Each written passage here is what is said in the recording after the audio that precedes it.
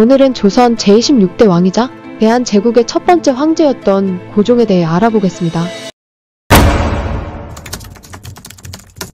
시청하시기 전 구독과 좋아요는 영상 제작에 큰 힘이 됩니다. 고종의 어릴 적 이름은 명복이며 흥선대원군의 둘째 아들로 태어났습니다.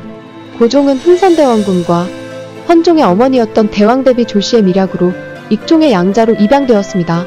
그리고 철종이 후사 없이 세상을 떠나자 고종이 그 뒤를 이어 조선의 제26대 왕이 되었죠.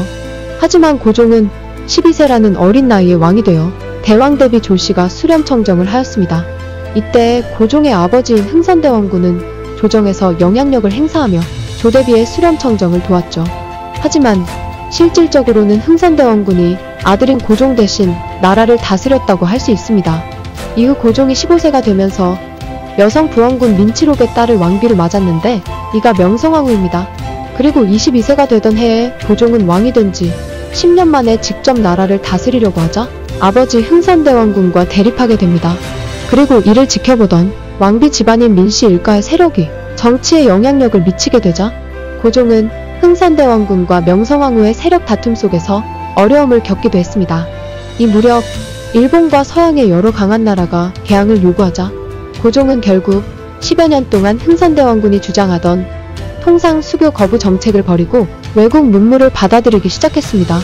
그리고 일본에 시찰단을 보내 근대화된 문물을 배워오게 했으며 군대를 신식으로 개편하였죠.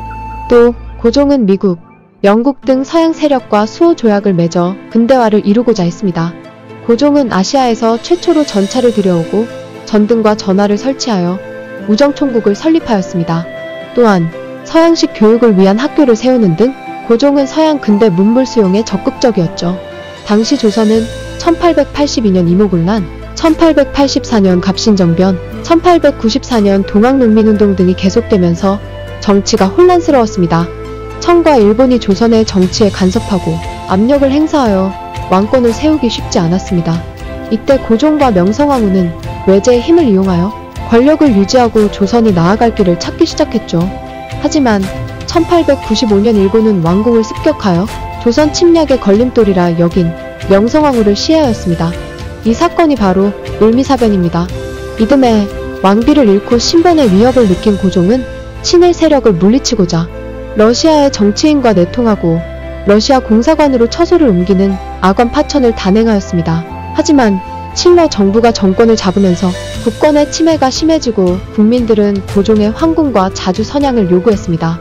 고종은 1년 만에 황궁하여 나라의 이름을 대한제국으로 바꾸고 스스로 황제의 자리에 올라 강력한 왕권을 만들고자 했습니다. 그러나 러일 전쟁으로 일본이 승리한 후 일본은 대한제국의 을사늑약을 강요하여 대한제국의 외교권을 빼앗았습니다. 고종은 을사늑약의 부당함을 호소하기 위해 만국평화회의가 열리는 네덜란드 헤이그에 특사를 보냈습니다. 하지만 일본의 방해로 고종의 계획은 수포로 돌아가고 강제로 퇴위하였습니다. 이후 고종은 아들 순종에게 대한제국 제2대 황제 자리를 물려주었습니다. 고종은 태왕제가 되었으나 실권이 없었으며 1910년 일제가 대한제국을 무력으로 합방하자 고종은 이태왕으로 불리다가 1919년에 68세의 나이로 승하하였습니다. 이때 고종이 일본인에게 독살당하였다는 소문이 유포되어 민족의 의분을 자아냈습니다. 조선의 26대 왕이자 제국의 초대 황제였던 고종.